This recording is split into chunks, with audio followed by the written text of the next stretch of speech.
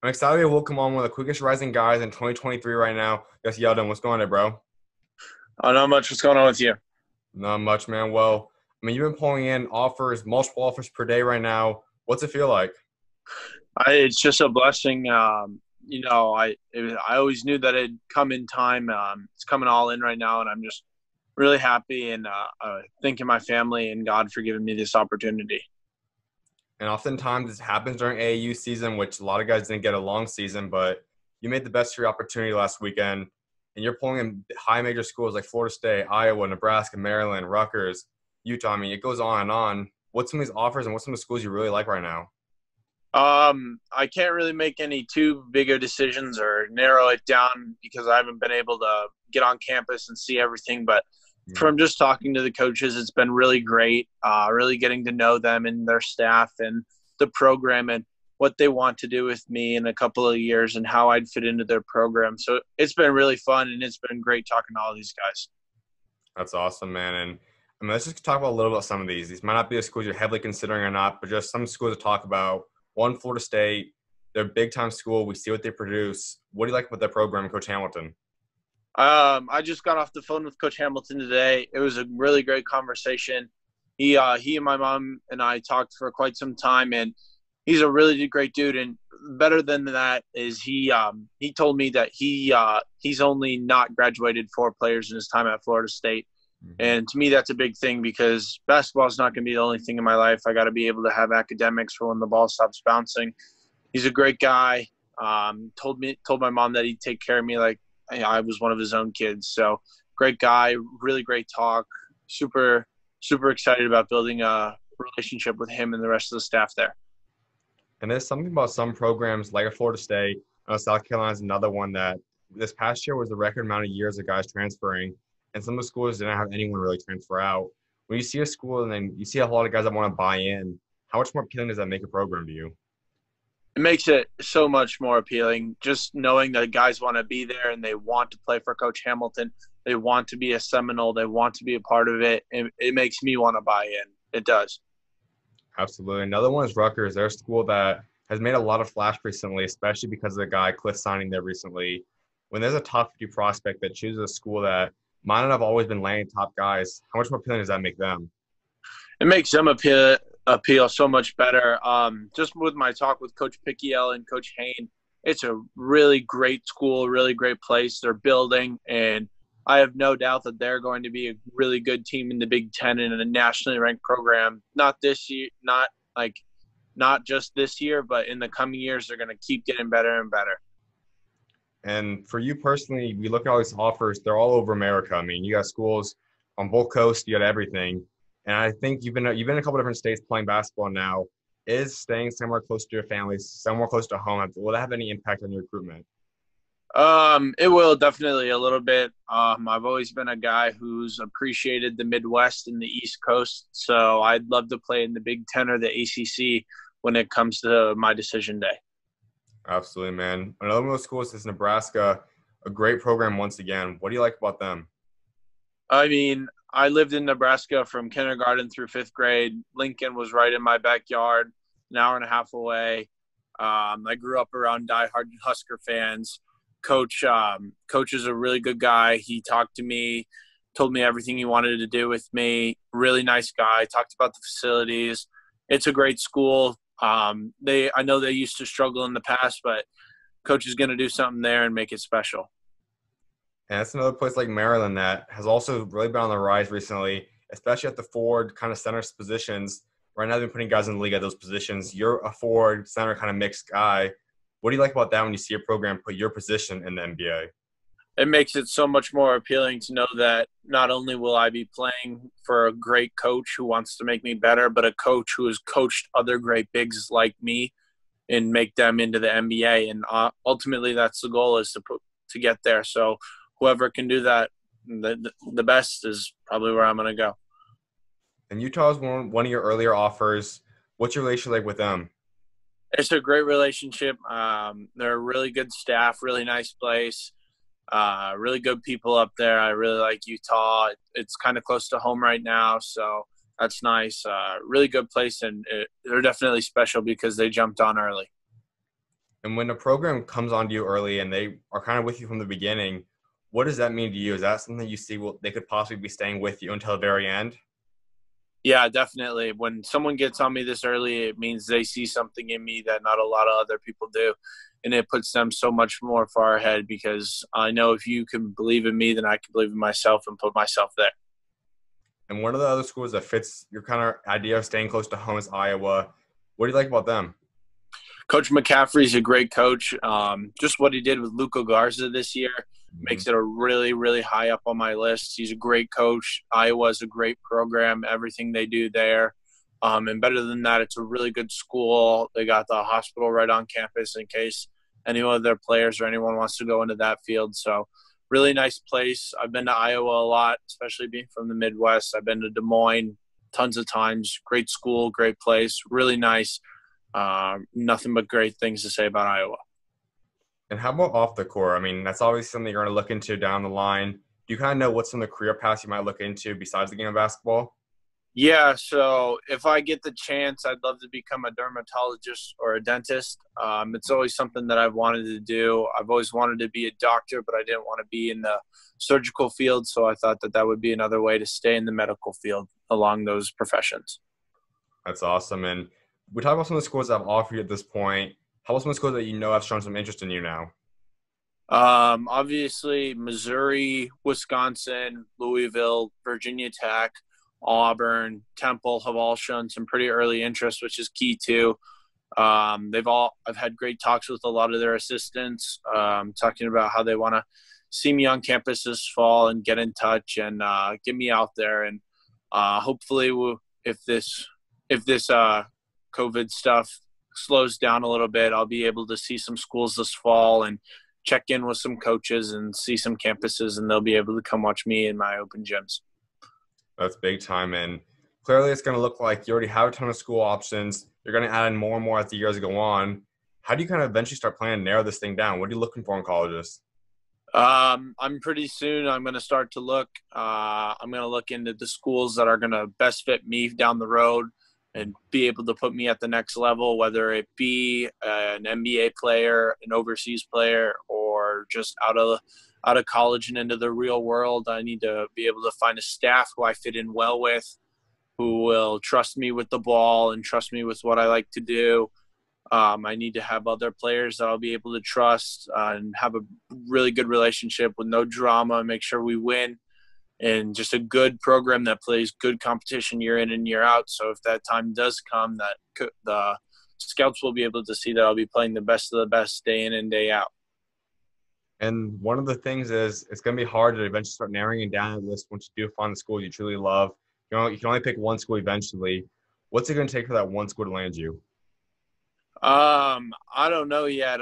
It's really early for that, but in the end, it's going to be the coach and just my relationship with them and what the coach and I will be able to accomplish together.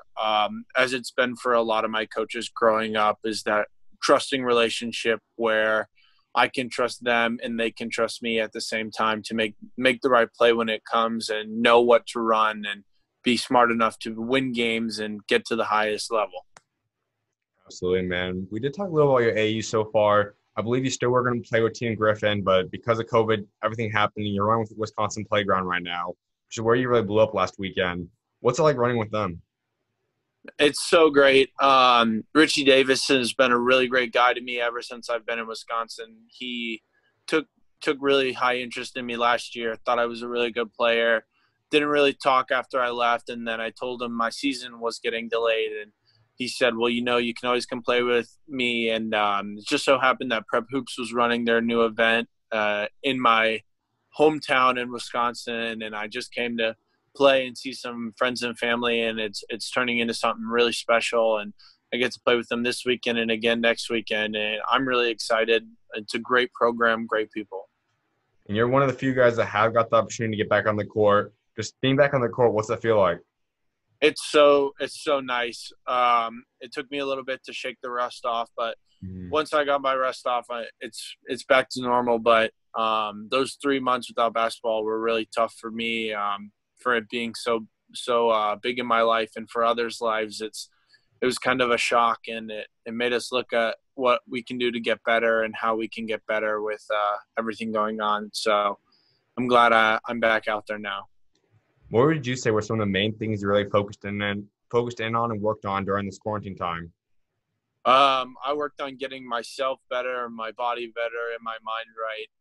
I did a lot of yoga and trying to get my body stretched out and stronger. I lifted a lot of weights, ran a lot, tried to lose some weight and put on some muscle. I worked a lot with my mind, trying to make sure that I was in the right headspace, that I wouldn't be questioning myself for my decisions, and getting better, getting lots of shots up, working on my form, being able to knock down the shot when I need to. So I'm pretty sure I'll be ready for when those big events come.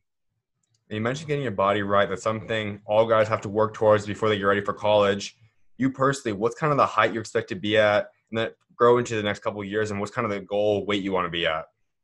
Well, right now I'm about 6'9". The doctors say I'll be anywhere between 6'11" and 7 feet. Ideally, I'd like to be at a 240, 250 lean and cut.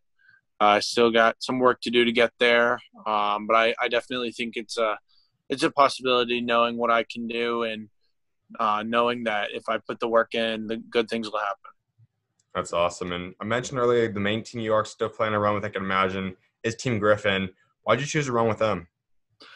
I've known Coach Roby since 7th grade, and he and I just always kept in contact until the maid finale last year, and I didn't have a team. And my dad was stationed out of Oklahoma for the Army base, and I was able to run with them. And being able to play with a center like David Oyona makes me a stretch four and makes me show the ability that I can play the 4 and the 3. And having other guys around me who are really good, can get to the dish and kick and be able to play off each other and unselfish. It's a great team. We're a really great combo right now. I think we have the best front court in AAU with Tyler Smith, David, and myself. We are really lethal. And if EYBL was coming around this year, we would have been really good and would have been a contender here in Augusta. That's big time, man. And you made some moves on the high school side as well. You played your freshman season at Mater Dei. Let's start off with that. Why did you choose to go out there to California and play your first year? It was something that popped up randomly when my mom accepted her new job in Colorado, and she really wanted me to just go and experience it. If it would have worked for 4 years, it would have worked for 4 years. It was a great experience. Playing some of the best talent in the country as a freshman every day in practice. It was insane playing against Wilhelm, Devin, Nick Davidson, Harrison Hornery. They were all just killers, and it was fun to play against them every day. And I don't think there's any bad memories there. That's awesome. And you mentioned something. I mean, you might not have gotten much playing time being a freshman, but the biggest thing that's going to help you as the next years come on is you got to learn from some of the top recruits in the country. Someone like Devin, someone like Will, you talked about Harrison. Just being at those practices, what was the intensity like in those practices? It was like a college practice from what I know. It was get in the gym, and there's no messing around in those practices. You got to be ready, and you got to be playing at high level the whole time. There's no breaks. You go until you can't go anymore. You're focusing on everything, and you're trying to absorb all the knowledge. You got coaches yelling at you on offense and on defense, telling you what to do better, what not to do. So just being able to do that 5 days a week, sometimes 6, and it was great. It was really great. It was good for me as a freshman to be able to get all that knowledge in, and I'll be able to apply it for my whole career. And those coaches did a lot for me, and they got me to where I am right now. What would you say is the biggest thing you learned from being around those guys? Probably the biggest thing I learned from being around all of them is how far I need to go, like how far I need to work to be able to where I want to be, in terms of just defense, offense, what I need to be able to do to be a winner, to be on a winning team, to be at the highest level. And I got to be a better defender. I got to be able to knock down open shots and play off the point guard and pick and roll, be able to guard the pick and roll, and know that my defense will translate into my offense.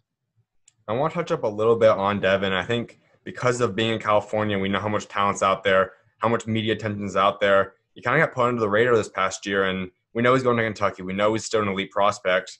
How talented is he? How great is he? Devin is, in my opinion, he's the best point guard in the class of 2020. He might even, in my opinion, he's in the conversation for one of the best players in California. He just killed it. He is just one of the best players on the floor, and he'll let you know about it and when you're playing him. And off the court, he's one of the best guys I know. He's never too Hollywood for anyone, saying hi to everyone at school, being a great kid, just awesome. He comes from a great family, and I really respect the Askews and everything they do. And I got nothing good for Devin. He and I still stay in touch, and great kid. And hopefully I get to play with him again in the future. Absolutely, man. You made the decision now to go to North Carolina. What kind of led to this decision? Why just have to transfer to the other coast?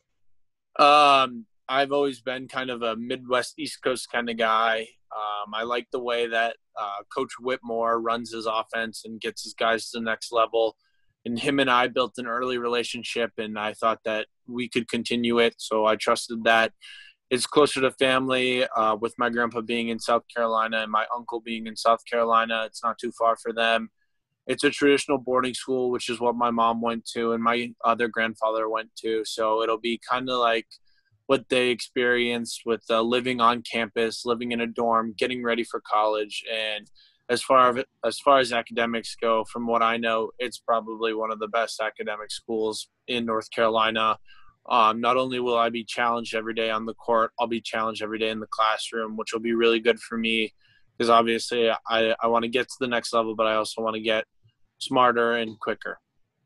And you have 3 more years left of high school. What do you look to get on accolade-wise? What's some of the awards you're looking to get before you move on to college? I want to win a state championship with my team, definitely. You got to shoot for the stars, so I want to be a Gatorade Player of the Year, obviously a McDonald's All-American. I want to do whatever I can to get there and be the best. So I just got to work hard, and hopefully all those goals will come true just like they're doing right now. Without a doubt. And so you go in then as a sophomore next season. What's kind of the role you're looking to have for next season? Next season, I'll be kind of a newcomer to a program that was kind of new last year, had a new head coach last year, and this year we're bringing in essentially a whole new team, 3 guys from overseas, guys from all over the country, sophomores, freshmen, juniors, seniors, kind of coming in from scratch. We're all going to be coming in as a team, and I'm going to be a leader with the guys that I can be, and we're going to have a really good front court, and me and Phil Creel, a really good player, 7-footer. He and I will be dominant. We just got to rely on our guards to make right plays for us to score and play off each other. Absolutely, man. A couple more things before I let you go. One is we know you like Nikola Jokic. He didn't play in America. We know now what he's done for Denver Nuggets. And you say Baby Jokic a lot. Where'd that nickname kind of come? When did you kind of fall in love with his game? I didn't really know who he was for some time, and then I started watching the NBA a little bit more, and probably the most notable thing I watched about him was a series against the Spurs in the playoffs, and then I was like, yeah, I can see it. The way we both play and our passing abilities are kind of the same, kind of set. The ability to throw the outlet pass, the no-look, the behind-the-back, kind of the fancy stuff. I've been able to take a couple of moves from him in terms of hop steps, high finishes, sky hooks, no-look passes behind the back in traffic. So watching him has definitely opened up a lot of my play style. And personally, I think there's 3 centers that are above everyone else. That's Embiid, Cat, and Jokic. And all of them kind of represent 3 complete different kinds of centers. Embiid down low pretty much. Cat's the 3 and down low. And Jokic is a point center to a degree. You see the way big men are kind of evolving these days. What do you kind of expect you're getting involved to in the college level and potentially even pro level after that? I want my game to evolve to be a point forward. I think that I can be that.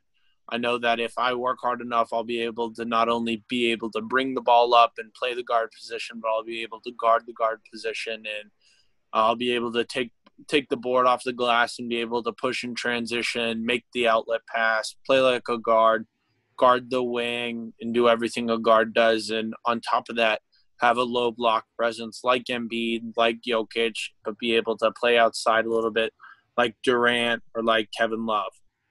Absolutely, man. Last thing before I let you go is you're going to want to build a legacy for yourself, both what you achieve on the court and off the court. What do you want that legacy to be by the time you step away from the game someday?